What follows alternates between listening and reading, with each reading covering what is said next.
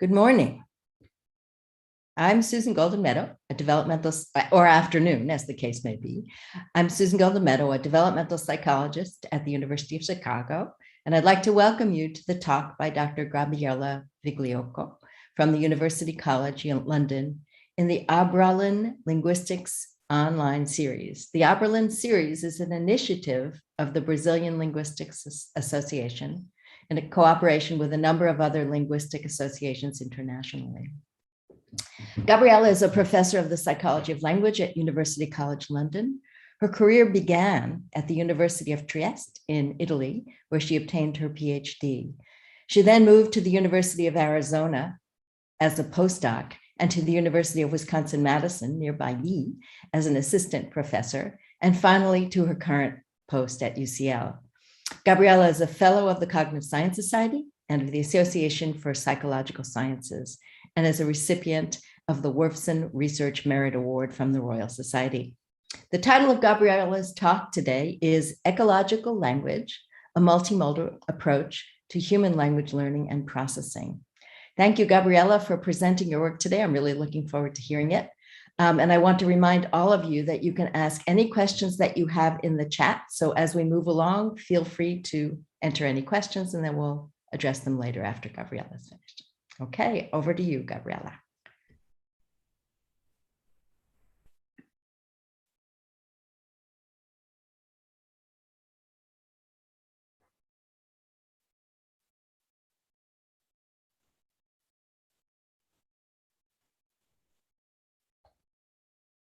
Thank you very much, Susan.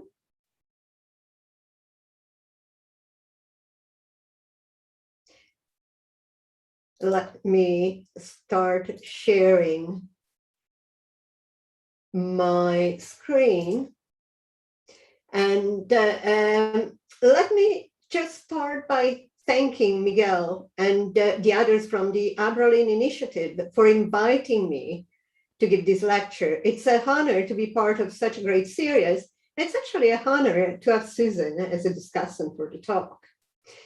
Now, language most likely hasn't originated from an individual hominid inventing symbols that are then passed on to others.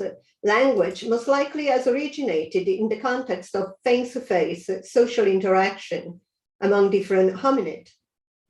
In a similar fashion, children do not learn symbols on their own. They also do not learn language by just listening. They learn it in the context of face-to-face interaction with their caregivers, where in addition to speech, caregivers provide rich multimodal signals.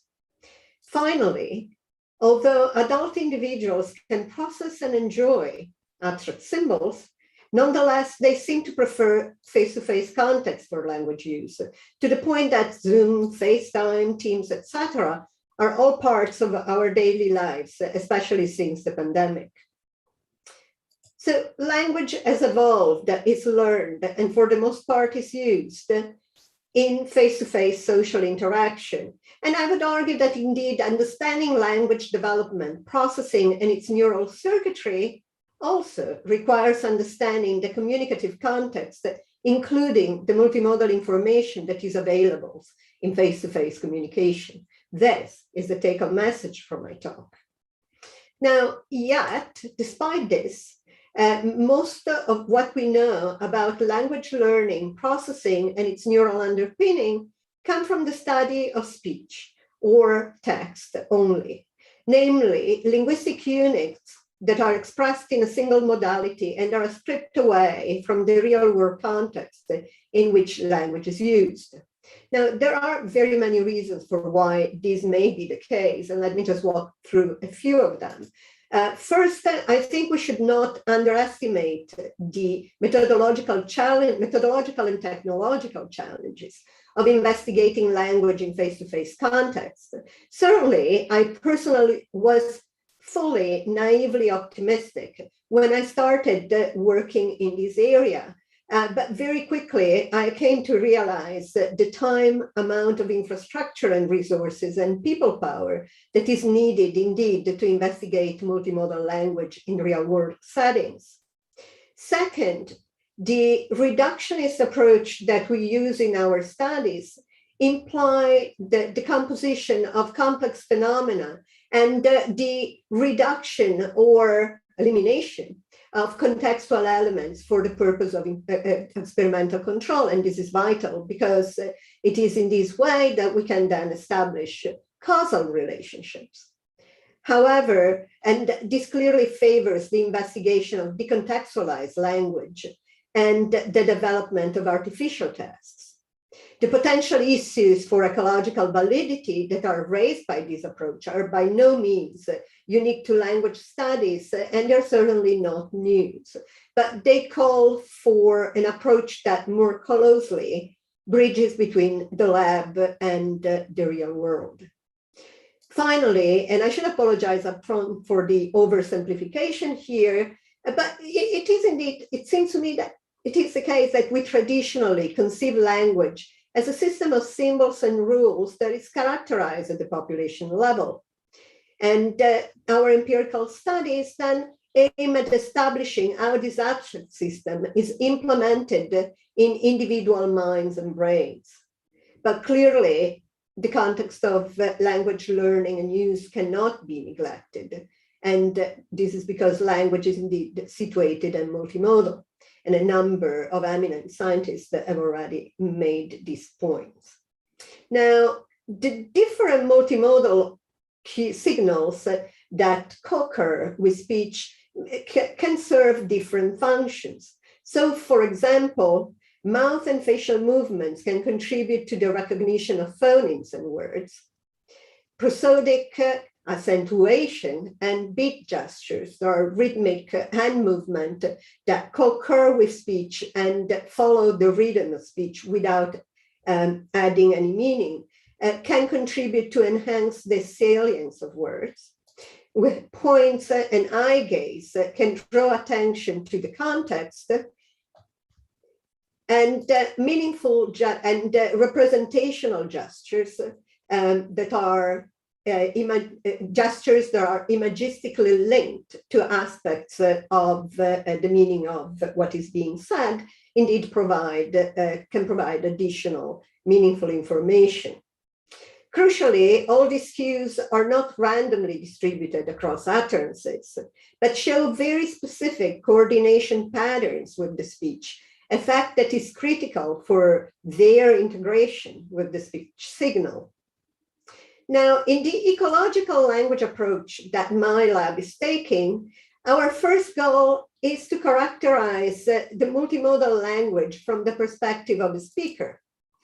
Hence, looking at how speakers use multimodal cues in real-world language so that we can assess how often these cues are produced, whether and to what extent their use is modulated by the addressee, whether they are speaking, for example, to another adult or to a child, how the use of these cues changing when speakers are talking about something that the other person knows or doesn't know, and also how the use of these cues changes depending upon whether they are talking about something that is physically present in the environment or not.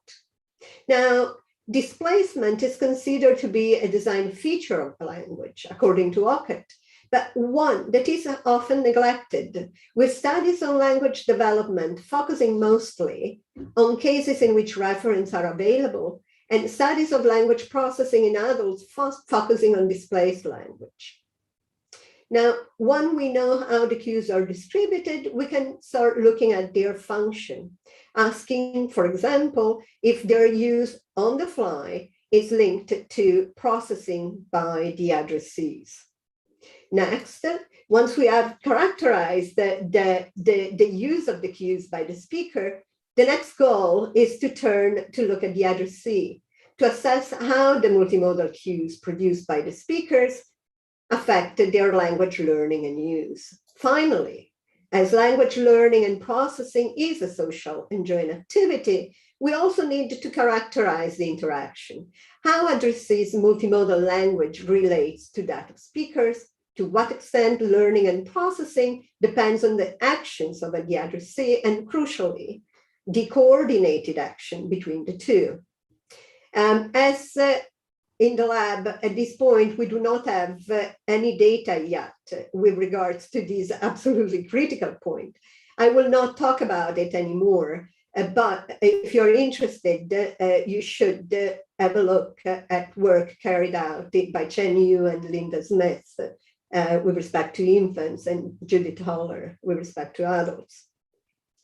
So how are the multimodal cues distributed in naturalistic interaction? Let me tell you a little bit about the eco-language corpus that we have been collected in the past year, starting from acknowledging the postdocs and PhD students who have actually done all the work, and the collaborators who have provided very useful insight in the process. So the Ecolang corpus comprises two parts.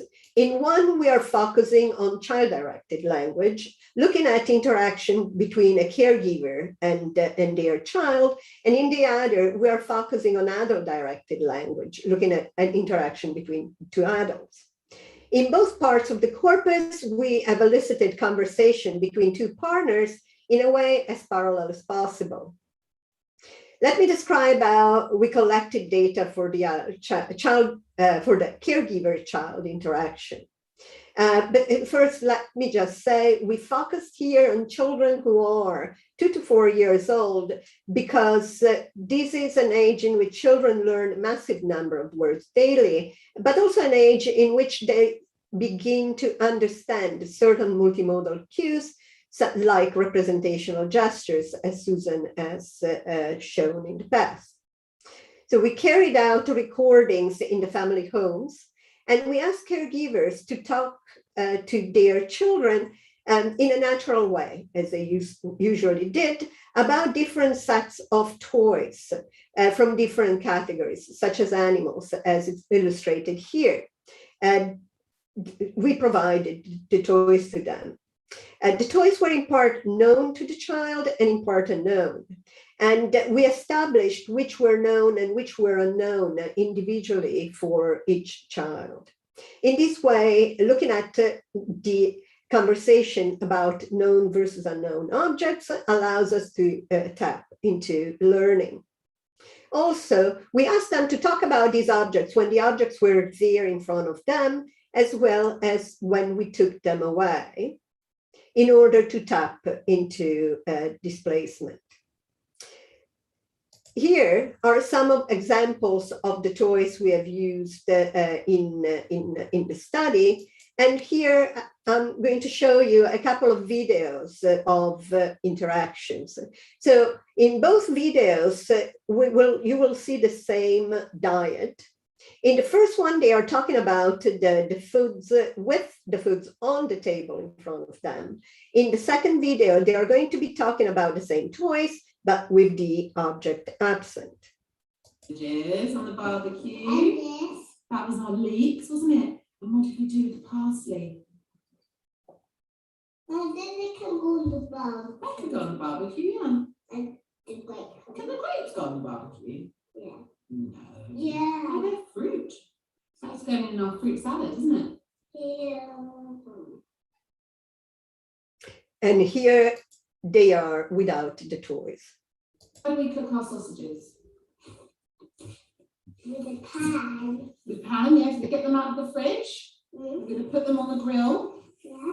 Yeah. So we have turn the oven on. And the sausages are nice and long, aren't they? So nice and long sausage. So we have a barbecue here. Oh, that's right. We cook sausages on the barbecue, don't we? So we have a barbecue here. Okay. Let's do a real barbecue. Okay. So let's get. Okay, for the adult part of the corpus, we kept the same design. This time, the recording was carried out in the lab. We invited individuals to take part to the studies. Those that signed up were designated as speakers, and they were asked to watch the day before the interaction section and record the videos that we prepare for the object to be used in the elicited conversations.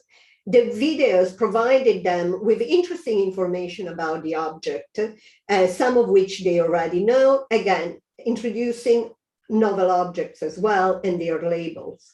The videos in this case served to familiarize the speaker with the novel objects.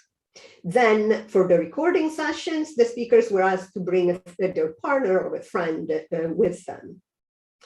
And again, just like for the children, they talk about these objects when the objects are present and when the objects are absent.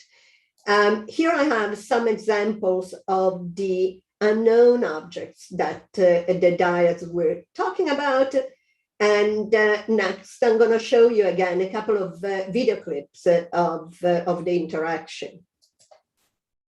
Here with the object present. Look, it's cut up. They cut up. It's got jelly and it's got seeds in this. And next is another video clip with the object absent by a different dyad in this case.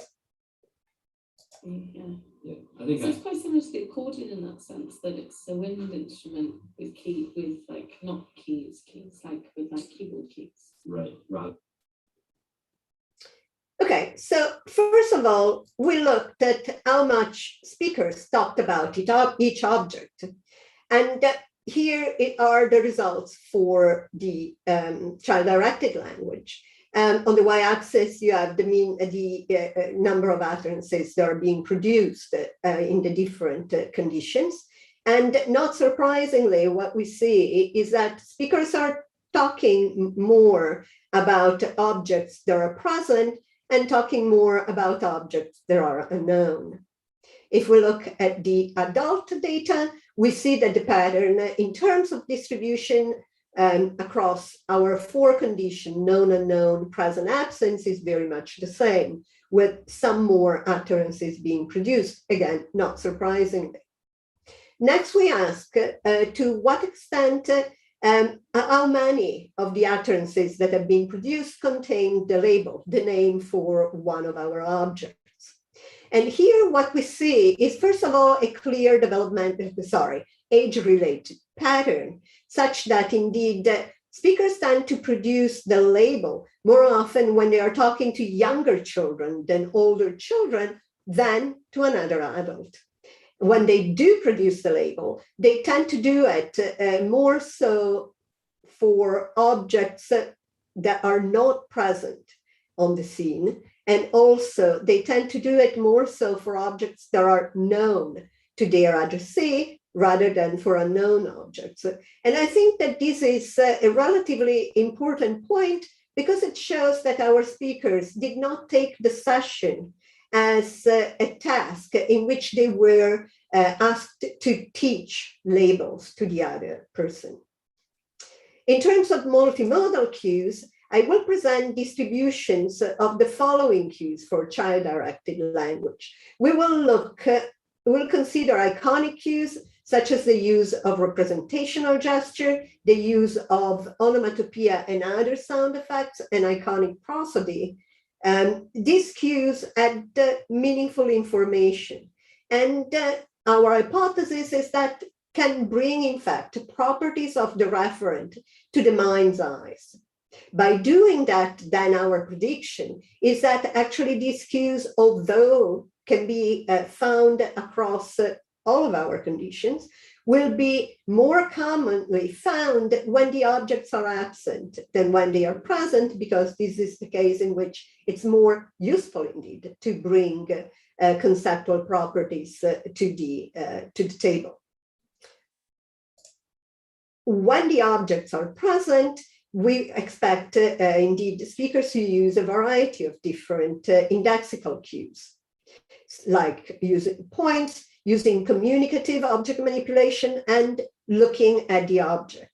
These indexical cues can help in singling out reference and to draw attention to reference. Here I'm just giving you another short video clip that illustrates the use of these different cues by one of our caregivers. What this is an ostrich. Okay. Yeah, an ostrich can run very, very fast. Very fast. And they can go.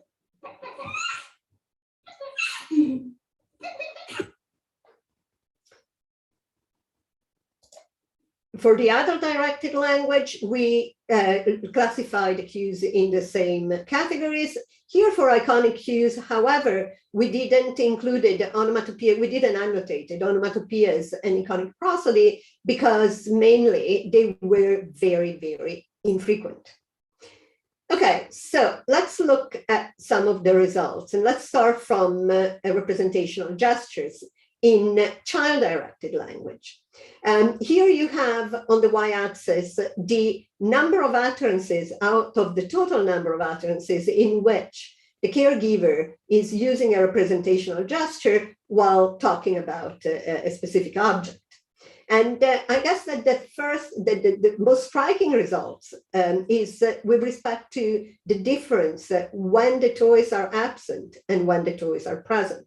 There are many more representational gestures when the toys are not there. There are also more representational gestures when caregivers are talking about objects that are unknown to their child. And there's a developmental trend with more representational gestures for older children than for younger ones.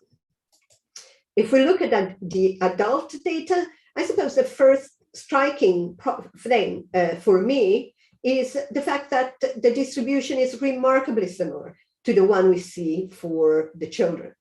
Just like for the children, we have more representational gesture when the objects are absent than when they are present, although we have some more of those when the objects are present, and more of these for unknown than for known referent. Now, this is the overall distribution of representational gestures.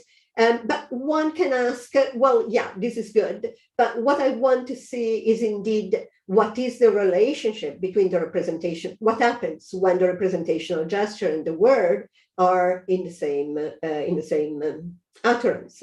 And in this graph here, I am showing you just a subset of the data, looking at all of the utterances that contain a label as well as the representational gesture.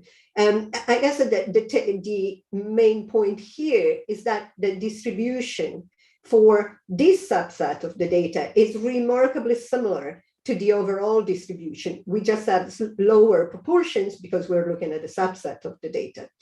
And I would like to say here that the same is true across all the different cues we've looked at. So from now on, I'm just going to continue showing you the overall distribution only.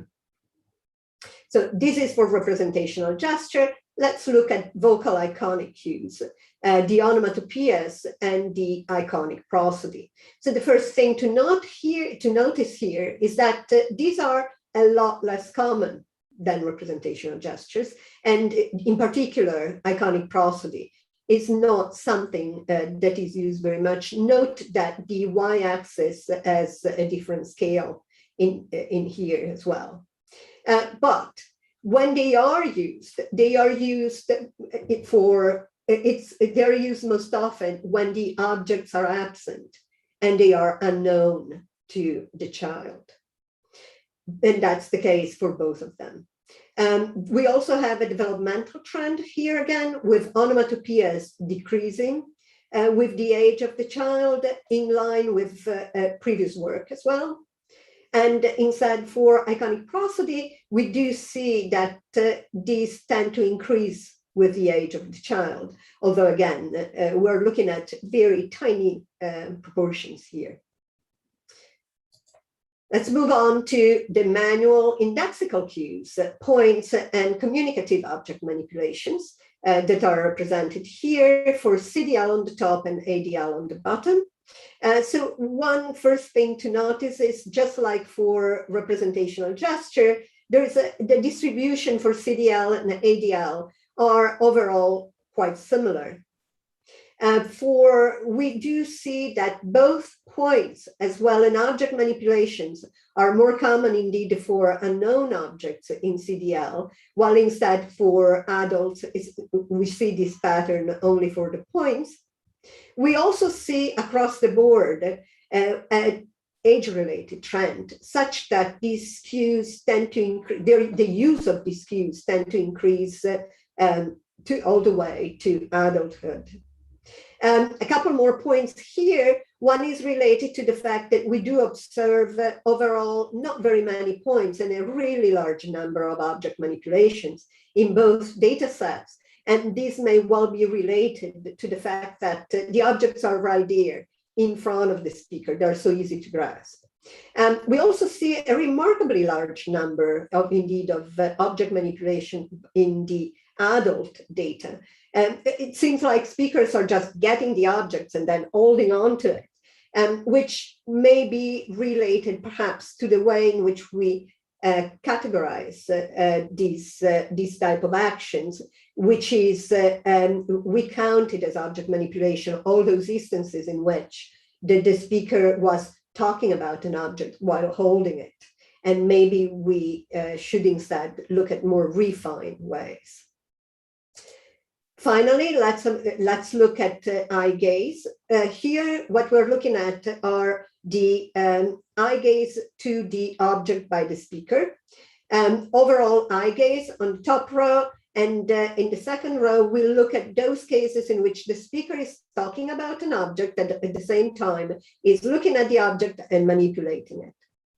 And as we can see, there's not so much going on here, except that for the children, there is a trend for having more eye gaze for unknown objects. We do not see any difference for adults. When it comes to children here, perhaps we should keep in mind that the data that we're looking at so far is partial. We're only looking at the speaker, and we do know from previous literature that the importance of joint attention, looking at the addressee as well as sustained attention from the addressee. Okay, so let me just summarize briefly these results. Well, we see first of all that the multimodal cues are actually quite common. And in fact, they range in their frequency, but overall more than 40% of the utterances have some form of cues. These cues are quite surprisingly similarly distributed for child and adult addressees.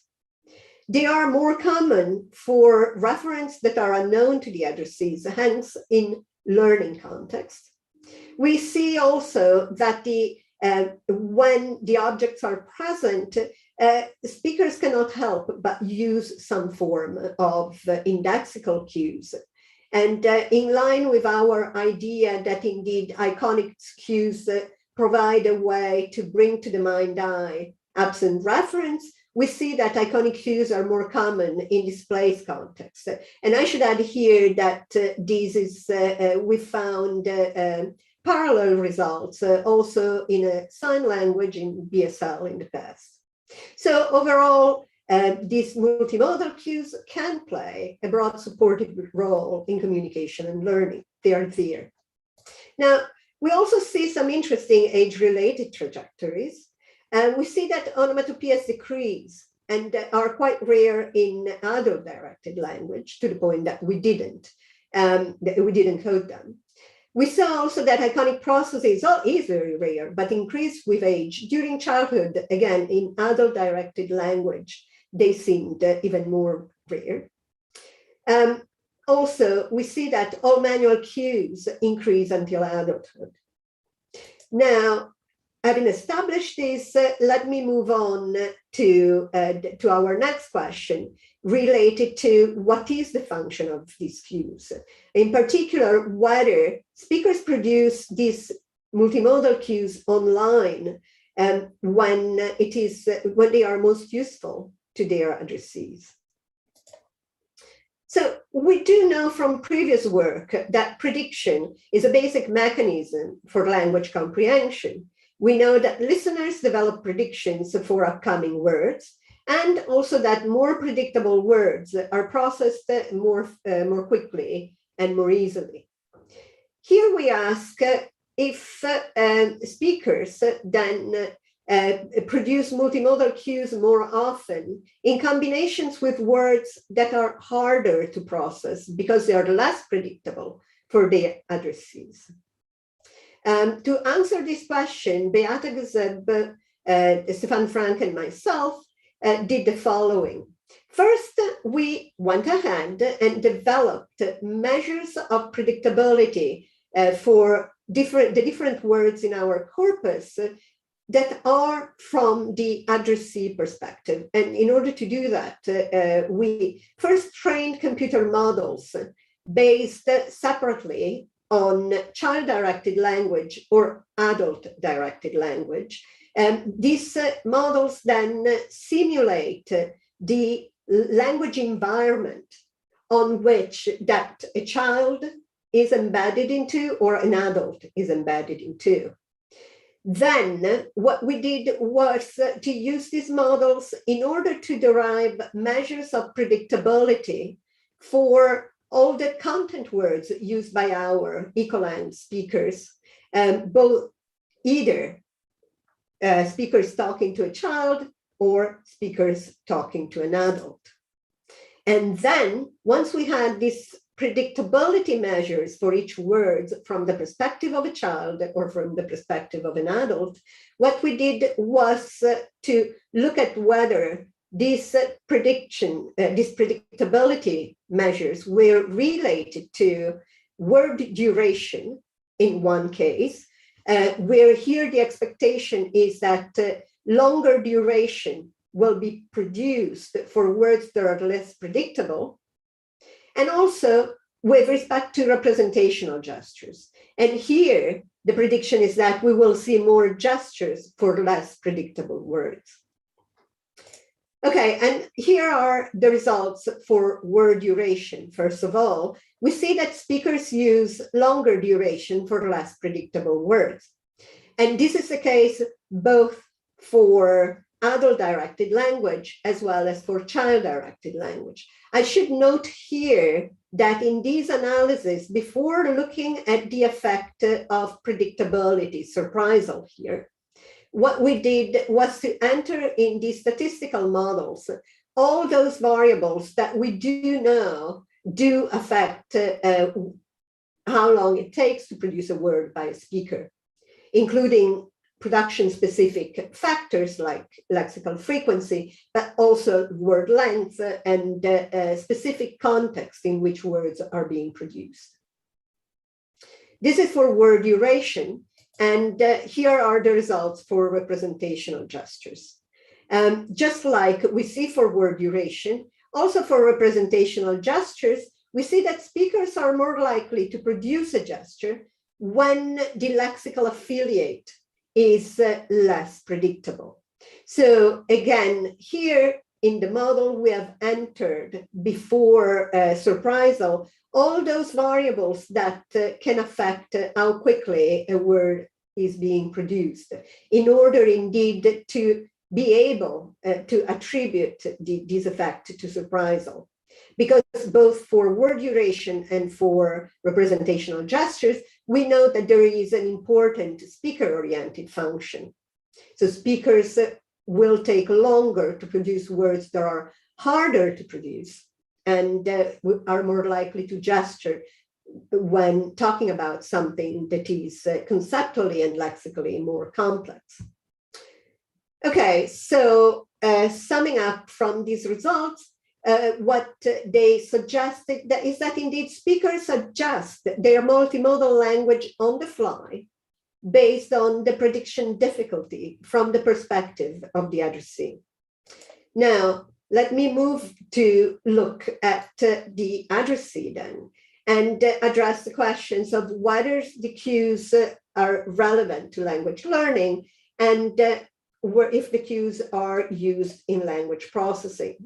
Now, there is already a body of evidence that have looked with respect to child-directed language. And this body of evidence has suggests indeed that a variety of different cues are important in supporting vocabulary learning in children. And I believe that things that are missing here and where our work based on the corpus can contribute to in the future is the fact that there's very little previous work on displaced language. There's very little work on combination of cues. Most of previous works have been focusing on a specific type of gesture, on the use of prosodic modulation, and so forth, without bringing things together. And also, I'm not aware of any work that has looked at comparing learning, the role of multimodal cues in learning, comparing indeed children and adults. What I'd like to do in the remaining talk of my talk is to present to you work that concerns instead language processing and how the different multimodal cues interact with linguistic processing. So I've already introduced the notion that indeed prediction is a basic mechanism for language comprehension. And it is well established that a specific amplitude deflection in the electroencephalogram, in electroencephalographic signal, peaking around 400 milliseconds after a word has been presented and referred to as N400 because it's a negative deflection, it's been considered as a biomarker of prediction difficulty in sentence comprehension. Now, the N400, well, what this means is that people are, in fact, people show larger N400, more negative N400, when they are processing words that are harder to predict given the preceding words. We also know that the N400 is sensitive to multimodal cues. So, for example, it has been shown that the N400 is modulated when mismatching prosody is being introduced in a sentence. N400 has been shown as modulating when incongruent representational gestures and beat gestures are being introduced. And although for mouth movements have been shown to have earlier effects on the G signals, these have also been shown to interact with sentence context in the N400 with time window. And thus, what we are trying to do in our studies is to look at the N400 as a good biomarker for linguistic prediction difficulty, and then see how the different co-occurring cues are going to modulate the N400 during the process of linguistic prediction. As in the study that I'm going to present, we're also using more than one cue, but we are looking at a multitude of cues together. I'm also going to be addressing the questions of whether the multimodal cues interact among themselves. We carried out studies, original studies, and then we replicated it. These studies have not been carried out using materials from our own corpus. It would have been lovely to present to you data along these lines from the corpus, but the pandemic didn't allow us to do that. So what the materials that we've used here were taken from different naturalistic corpora. In the original studies, the materials are passages taken from the British National Corpus. In the replication studies, these are passages taken from a BBC television series, and they are all read by an actress. In the study, participants are just watching videos while their EEG is being recorded, and they are answering comprehension questions once in a while. Here I'm giving you a couple of examples of the video clips that we used. Add the taco sauce, olive oil, and spring onions, garnish with lime slices, and serve piled up in the dish. This is from the original study, and here is a video clip from the replication. But one person here knew him differently to the rest of us, and the family would like to invite him now to read a short passage chosen from the book Dr. Rafferty was reading when he died. Okay, so what we did, for each content word in each passage is, first of all, code their linguistic predictability. And linguistic predictability here, just like in the study I just presented, was quantified as surprisal. And meaning that here, just to be clear, more surprising words are words that are less predictable in context, and less surprising words are words that are more predictable in context. I should also mention here that predictability is based on a very narrow time window here, as it is derived from computational models that only take into account 2 or 3 words, content words from the previous context. We then coded for meaningful gestures, for the presence and absence of meaningful gesture. Here we collapsed together representational gesture points, as well as other possible gestures that are meaningful. We coded for presence and absence of big gestures. Then we coded for prosodic modulation, prosodic stress, in terms of the mean F0 for each word, namely the pitch for each word. Finally, we devised a measure of informativeness of the mouth movements. And this measure of informative for mouth movements was derived from a lip reading study that we carried out separately. So as illustrated here, for each word in our stimuli, we do have measures along all these different dimensions. So then, first of all, what we did was to identify in the EEG signal the time window for linguistic processing, operationalized here in terms of difference between words that are more or less predictable. And we identified this time window as the window between 300 and 600 milliseconds. This is important because this is the time window in which we want to see to what extent our multimodal cues are going to affect the linguistic processing. So having established the time window in which we are going to carry out our analysis, then we developed models in which we look at the effect of the different multimodal cues and their interactions, and their interaction also importantly with surprisal.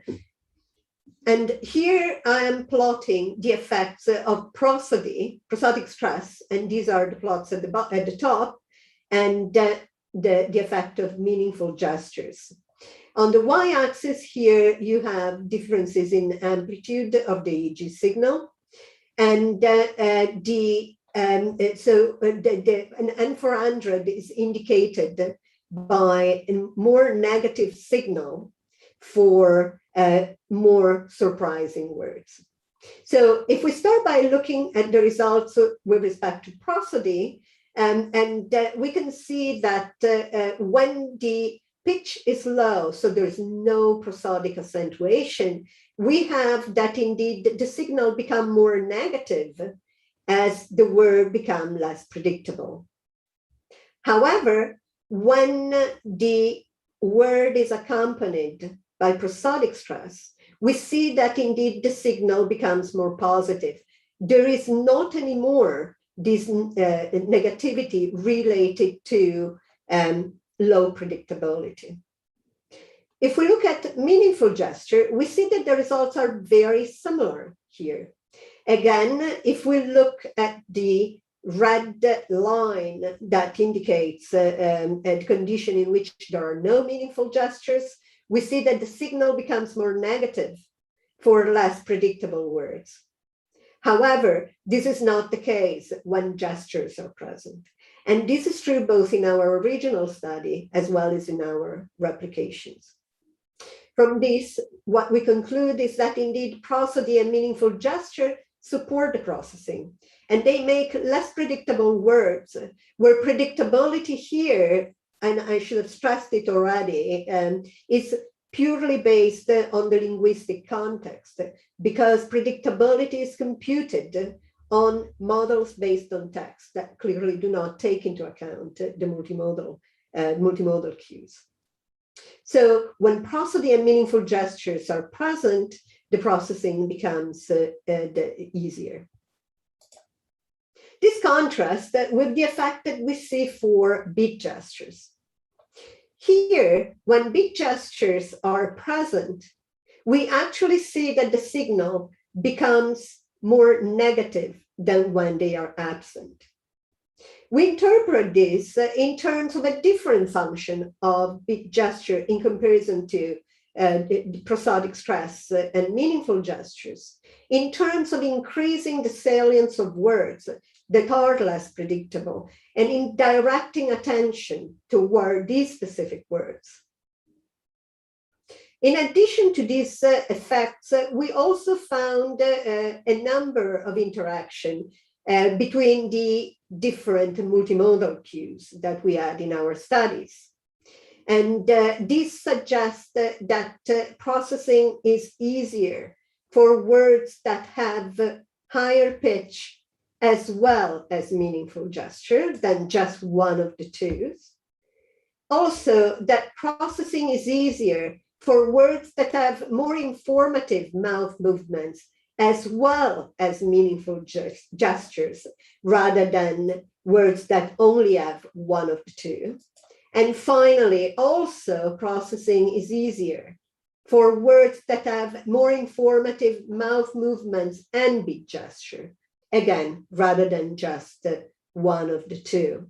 What these interactions indicate is that these cues are dynamically being integrated and weighted during the processing. Okay, so let me just go back and summarize these results in the context of the previous parts of my talk. We've seen that speakers use different multimodal cues in a way that can be exploited by their addressees online. We see that cues are available in the input to children and adults, and can support language learning and can support language processing. We see that their prevalence and distribution depends on the age of the addressee, knowledge of the addressee, and displacement. We see that speakers are actually sensitive when in their production, in their multimodal production, they are sensitive to the comprehension difficulties from the perspective of an addressee. And online, they adjust their multimodal production. We also see that addressees use multimodal cues in language and in learning and processing.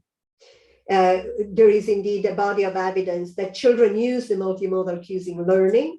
And our work indicates that indeed adults use these multimodal cues in processing along with meaning in the same time windows and in interaction with linguistic information. They also adjust the weight of these cues dynamically while they're processing. Okay, so just taking a step back, I think that I hope that my talk showed you that indeed our reductionist approach that is focused on decontextualized language, although it has great value, and of course it has great value, if nothing else, because it is our own way to being able to establish causality. But there are also some aspects that are problematic. For example, it can miss the broader picture, for example, with respect to vocabulary learning, as this may have far more support from the communicative context that often assumed. And it may also be misleading. For example, the impact of linguistic predictability on processing difficulties might have been exaggerated because all the studies have been done on written text or in decontextualized language without considering, again, that in natural language, this is embedded in multimodal cues. And because of this, we need to ensure indeed that similarity between the conditions that are obtained in the laboratory and those that are found in the real world. Multimodality is the ecology of language learning and use. And I would argue that indeed theories need to take multimodality into account to explain how humans come to master their linguistic system in the situated setting of language use. And I'm finishing here, thanking again all the people who have contributed to the work that I've been presenting, the lab member, the alumni, the collaborators, and all the interns and students assistants who have been incredibly important in allowing us to finish the annotation of the corpus. And finally, I also would like to thank my son, who has been doing all the subtitling for this talk just an hour ago. And thank you for your attention. Thank you, Gabriella. That was a terrific talk. I really enjoyed it. I would like to just say a few words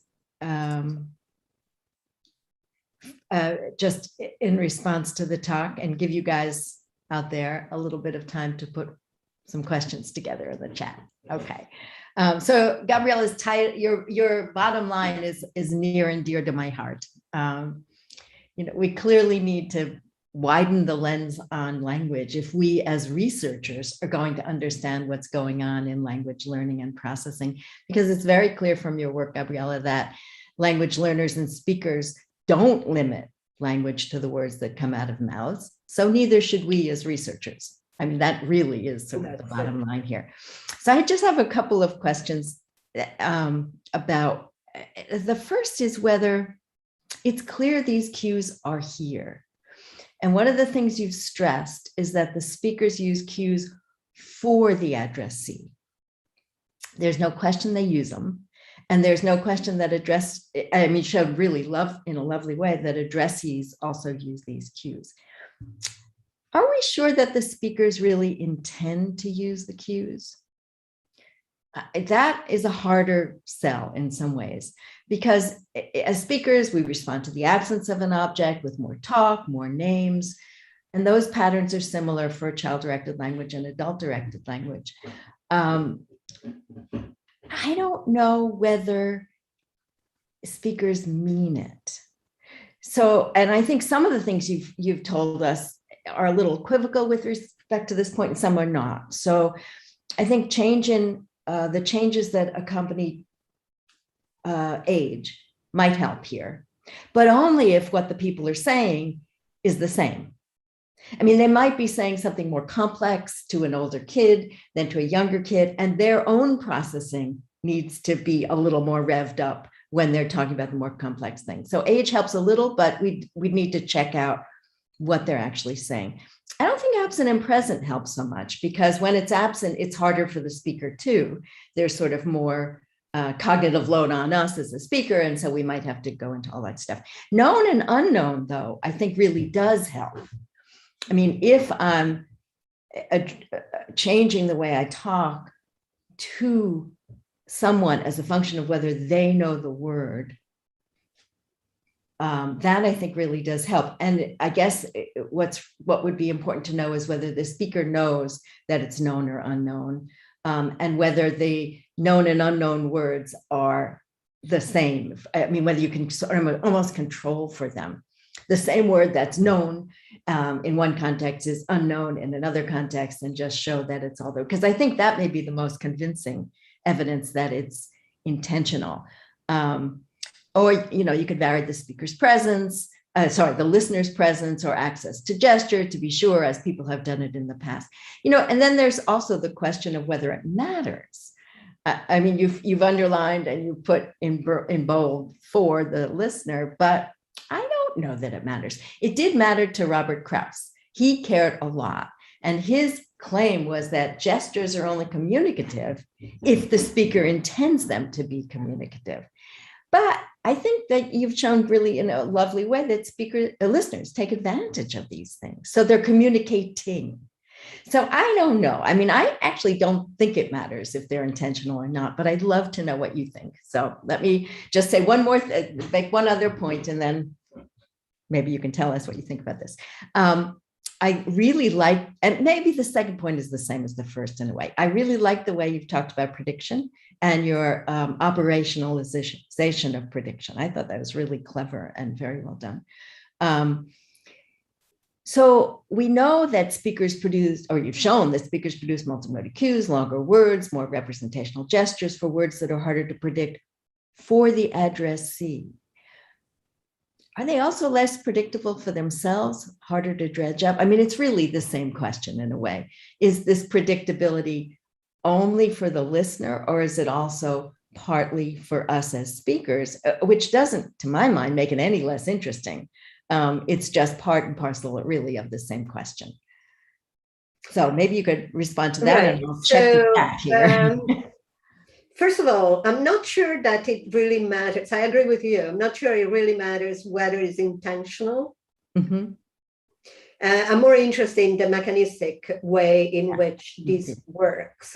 And in this respect, I think there are various logical possibilities, right? So you do have a system that has as a first function the addressee, or you may have a system that has as a first function efficiency in production itself. Right. That then, and either way, that same system then it discovered to be also very useful from the other side of the coin. So maybe it has developed in order to support the speaker only, but then the addressee can take advantage of it, or vice versa. It is developed for the purpose of the communication, but then it is also taken advantage by the speaker. And my bet is that this is the case. Right. Indeed. Yeah. And in fact, I mean, there's lovely work that shows, for example, for word duration and for gesture as well. There's all the work by Kita, for example, showing that indeed clearly the use of gesture as a speaker-oriented function. How can you go? And it is a hard question trying to go about distinguishing these two functions, right? The way we have tried to do it is indeed using a measure of prediction, which is a measure based from comprehension. Right. Okay, so this is how predictable a given word is in a small context that is being processed from left to right. And clearly, this is a comprehension-based measure that doesn't make sense from the production perspective, because the speaker, we would assume, knows what they want to say. So they don't have this strict left to right kind of approach, if you want. So in this gives us a little bit of leverage with respect to making an argument more on the perspective of the comprehension. But this doesn't imply that this is the only function again. I mean, this is in the context of also a production function.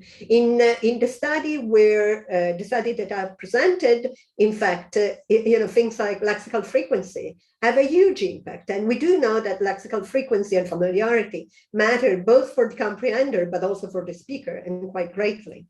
Right. Word length matters. And that we know that impact the speaker more than it impacted the comprehender. Okay, right. So in the context of all these other factors that we know impact the speaker, what we were interested in is in this one surprisal-based prediction that is, in our understanding, more tied to the comprehension system. Right, right. Yeah, I mean, for me, it doesn't really, I mean, I agree completely with you that it doesn't really matter whether the speaker intends it. I think it's interesting, and for people who are interested in processing, it's a very interesting question and all that. But for the question of whether it's used, whether there is information out there that is communicated, it's not quite as relevant. I mean, because all of this stuff clearly is. Yeah, I mean, I suppose that what our work contributes to in this way is to show that this is done on the fly. Yeah, yeah. It's okay. So on a word by word basis. Right. I wonder how much of this is an impossible question, but how much the predictability for the listener is also mirrored in predictability for the speaker. So words that are hard to remember, words that are hard to dredge up. I mean, I know it's left to right, and that's not how speakers do this, but there may be some elements of it that are. Yeah, of course. I mean, less predictable, less surprisal is highly correlated with frequency. Right. Okay, so of course it matters. Yeah. Yeah, terrific. Thank you. All right, let's go and look at some of the questions here. So here's a question about whether there are studies on modalities interaction in people with sensory impairments, especially in contrast with multimodal language like facial expression, gestures, speech, comprehension. What do you think? Are there studies? Not that I'm aware of. I'm not sure. I mean, and maybe you could think a little bit about what it would tell us if we did look at that. I mean, is it? So, I mean, I can talk a little bit about our work with deaf signers. Mm-hmm. And it's very different. But so in this case, I mean, first of all, I think we are using the term modality here, not strictly linked, and maybe I should have made it clear, it's not strictly linked to audition and vision or spoken modality. And so it's more like a word like channel, if anything. So in this respect, although sign language, it unfolds only in the visual modality, it is multi-channel. Right. And in fact, I would argue that if we started studying language, start from sign languages, we would have come to the conclusion that we had to study multimodal language much earlier that we did starting from spoken language. Right. But that's a different conversation, perhaps. Here, the point is that, of course, signers are using a variety of facial cues along with the manual signs. And these are all coordinated, and they do have they can have specific linguistic roles, as well as having iconic functions or perspective taking type of functions and so forth. Now, we did carry out some work similar to the caregiver child elicitation work that I presented here with deaf caregivers. There, really, we were the question we were asking was slightly smaller. We were most interested in seeing whether child-directed signing would become more iconic in displaced rather than situated context. Right. Okay. Yep. So the type of prosodic modification applied to signs would be more visible in displaced rather than situated context. And that's exactly what we observed in that study. We didn't look at any of the other variables that we've been looking here, though. Yeah, I think that sort of at the heart of the question, it can answer the question that we were just talking about. So if I'm speaking to a blind person or a blind kid, do I alter my multimodal cues because of whom I'm talking to, as opposed to because of me? So maybe, by looking at some of these manipulations that the question asker suggested, maybe you could address some of the questions about intent, which would be sort of interesting. Possibly. But little has been done. Yes. I mean, that's the basic answer. Little has been done. Very Okay. So there are a couple of questions of clarification here. So can you say what you mean by language characterized at the population level? That was one of the early questions that we probably should get answered. Very simply, just the fact that it is a system that is subject to pressures in and of itself, regardless of the specific individuals that are contributing to. Got it. Okay. And if that isn't clear, then keep chatting. Okay. Asker, I don't know. And somebody else wants you to explain what exactly you mean by iconic prosody. Right. So prosody serves a variety of different functions, right? It's from lexical access to accentuating, in fact, new information. But one of the functions that have been less studied is, in fact, its relation to iconicity and the properties of meaning is the use of, as in the example that I'm presenting, a longer vowel to accompany the showing of longer legs, so long. Which in adult language, and this is an area that I have been interested in a while, although I've never done any work in, translates into sarcasm. So we can talk, for example, about a very short meeting. Right.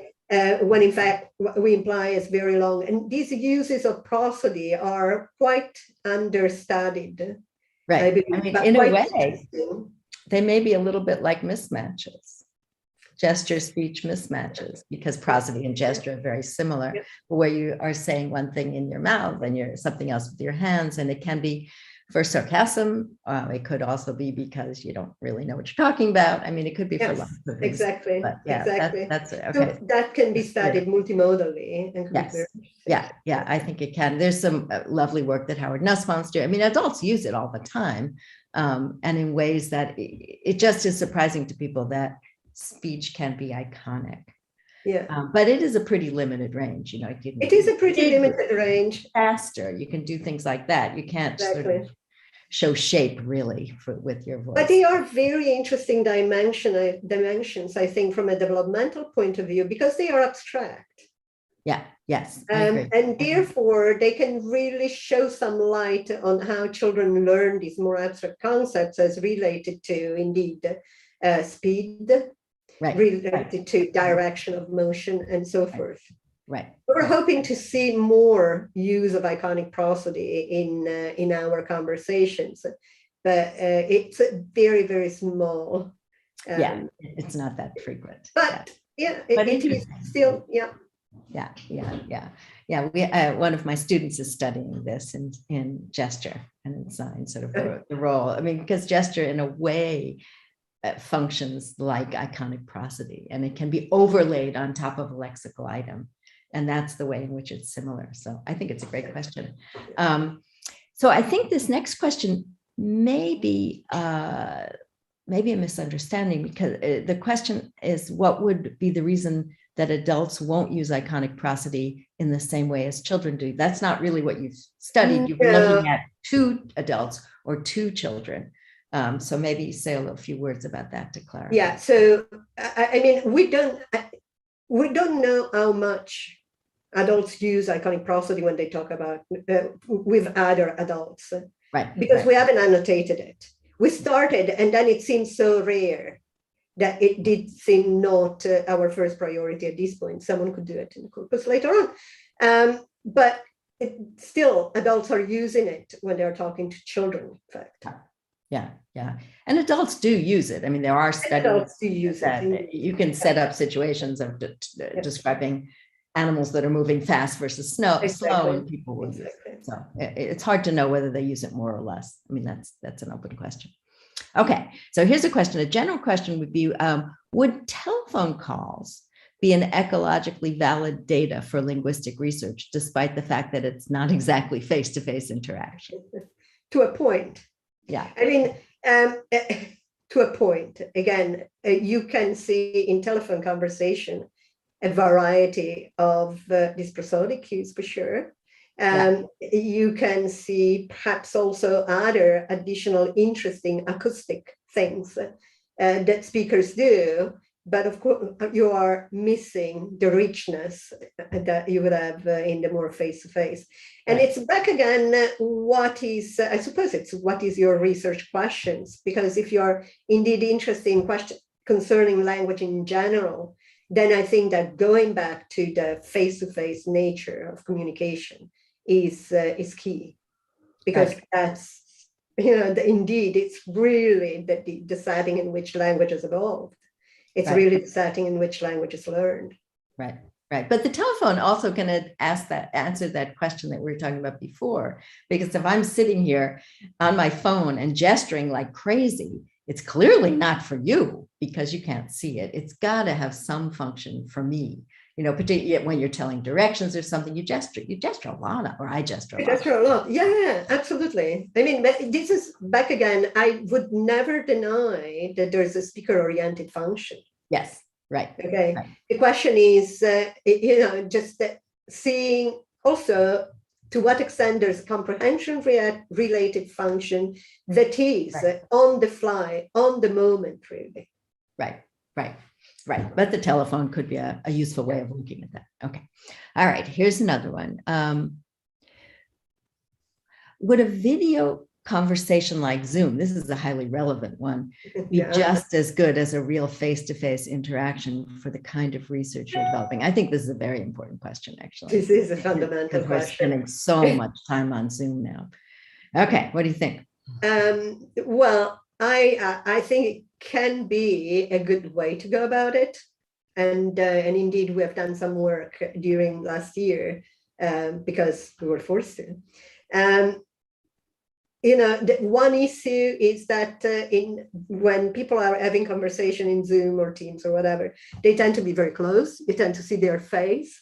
And some systems like FaceTime indeed are set just to focus on the face and not to bring in the rest of the body. And there's so much information in the rest of the body. It's not just your hands, it's also how you are tilting your body itself that becomes more difficult to capture if you're having a conversation with someone who's very, very close to the screen.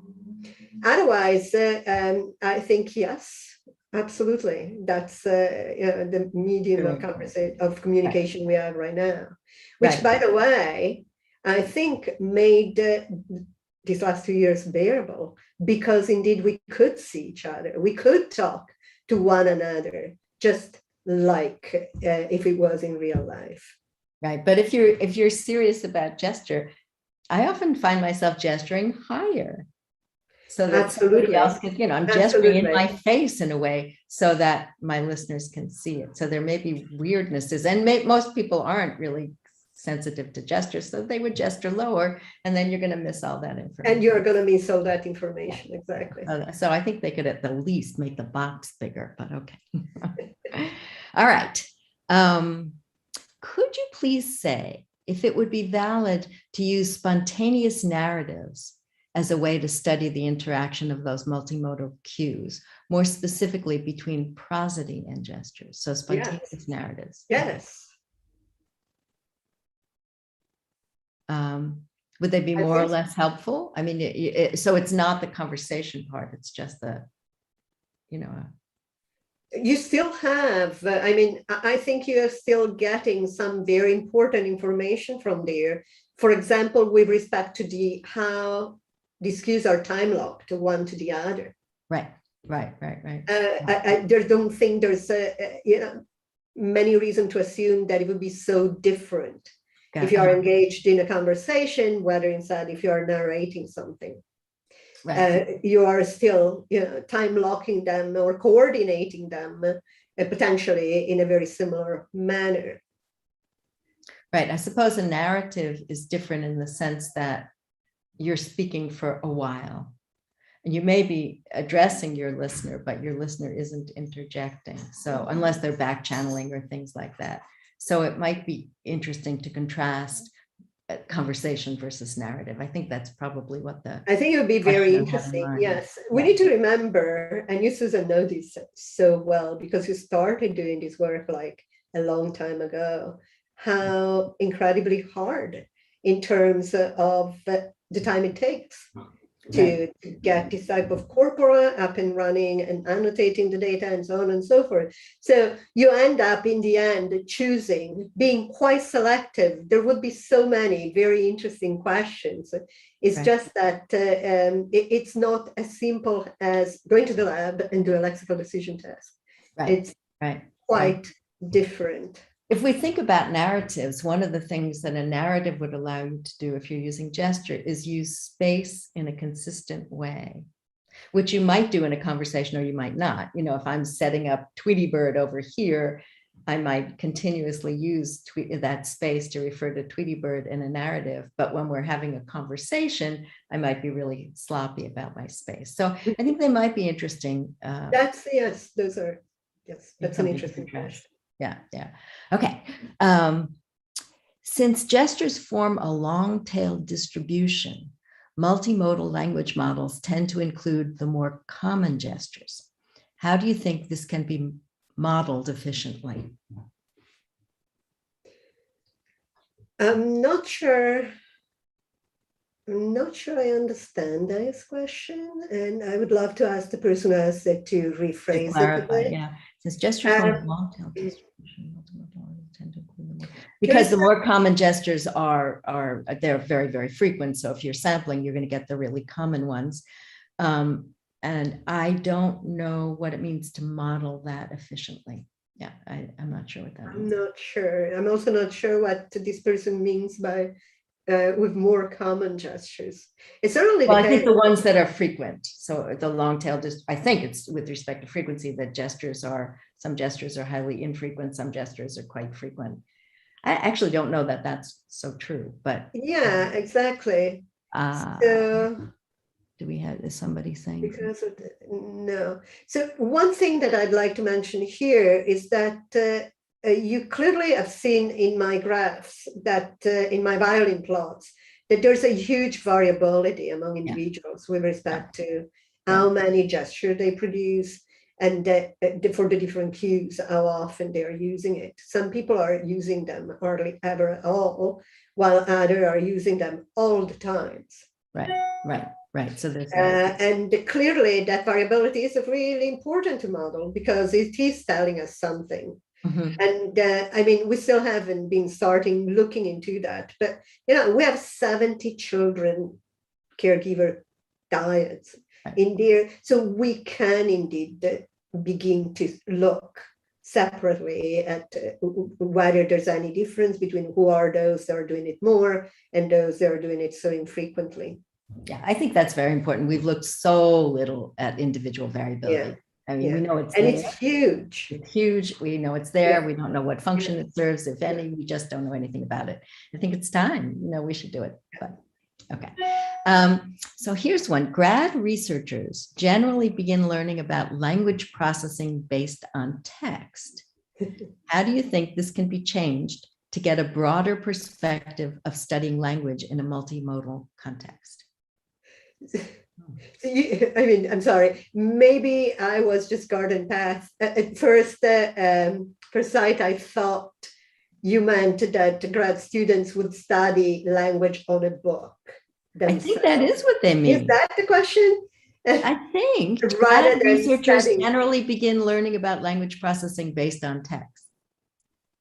Or because the other thing, I mean, we do also have a bias to start talking about word recognition in reading at the beginning of teaching psycholinguistics, because it's a relatively quite well understood process. So I'm not quite sure which. I don't know either. Okay. I mean, clearly, a great way to start learning about language in a multimodal setting is Susan's lab meeting, my lab meeting, where we're discussing these things in person. And with respect to teaching students about multimodal language in a more earlier on, so that they are not biased toward written language and so forth.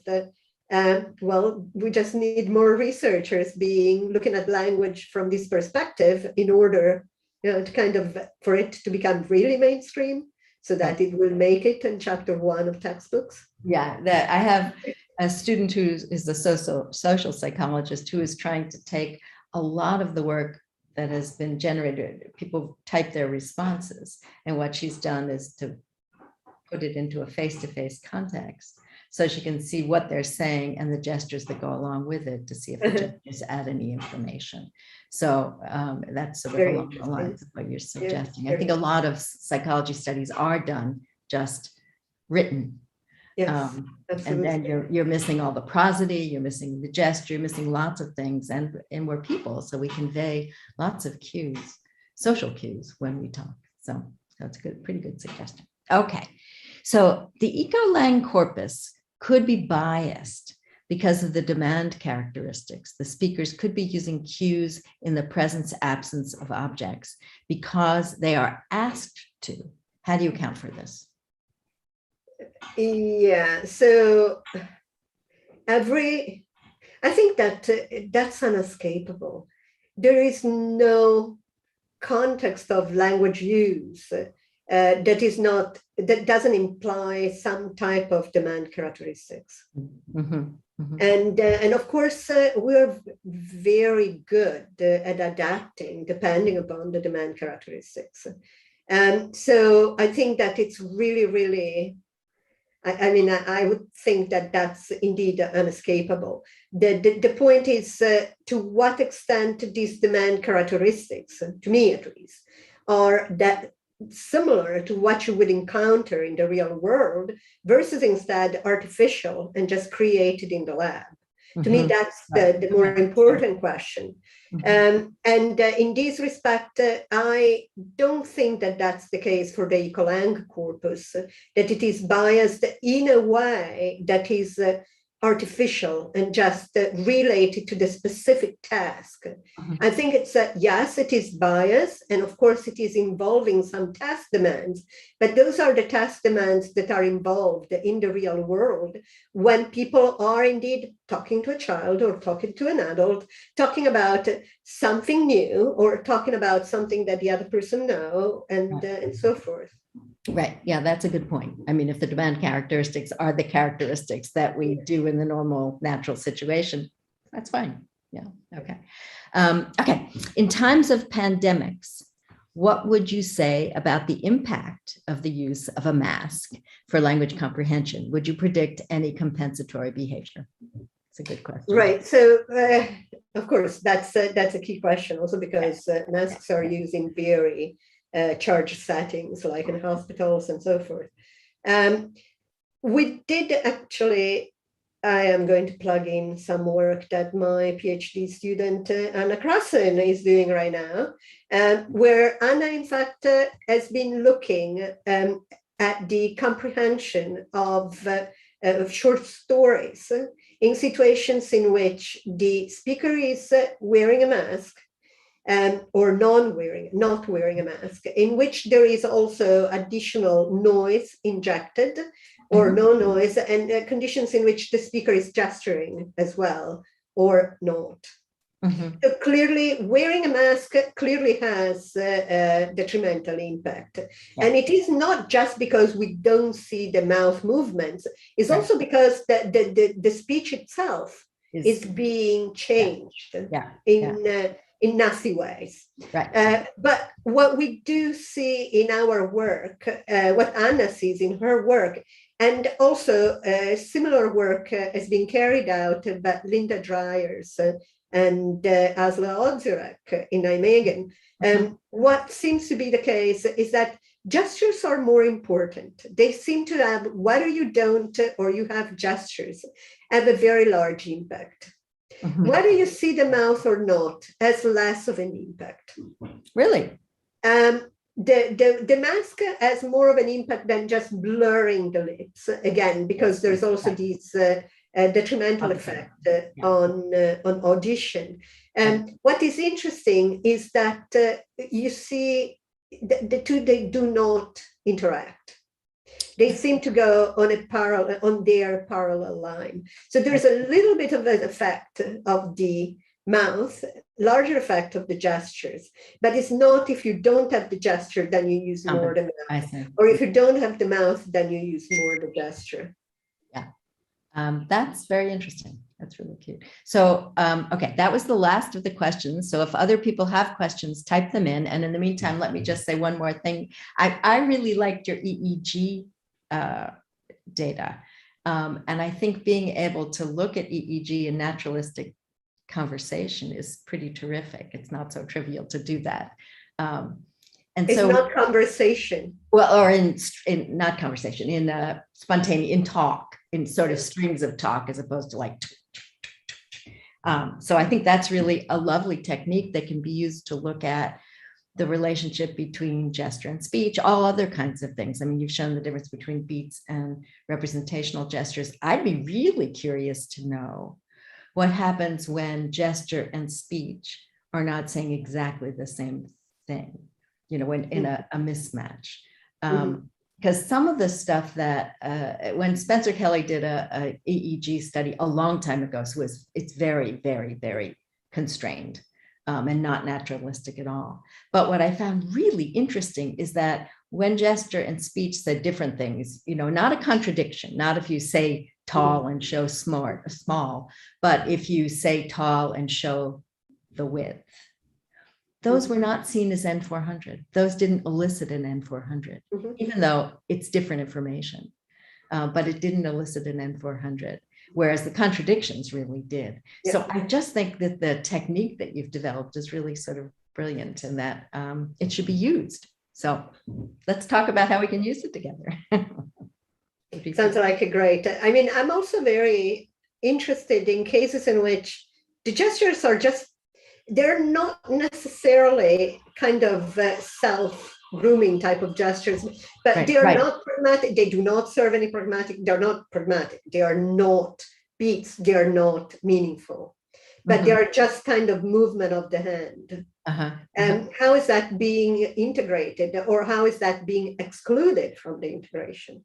Which is a very important point if you think about it, because you want to integrate things that belong together and avoid to integrate things that do not belong together. But how do you know it's not pragmatic? I mean, it could be that those are inviting the speaker. Exactly. So maybe it is really difficult to have some kind of vague type of gesture that doesn't have a clear, visible function. But yeah, so but indeed, to me, there's this question of integrate what needs to be integrated versus leave out the rest, which is a very, very interesting one. Yeah. And how do we do that behaviorally, but also then how does the brain distinguish between the two cases? What are the cues that allow the brain to tease them apart?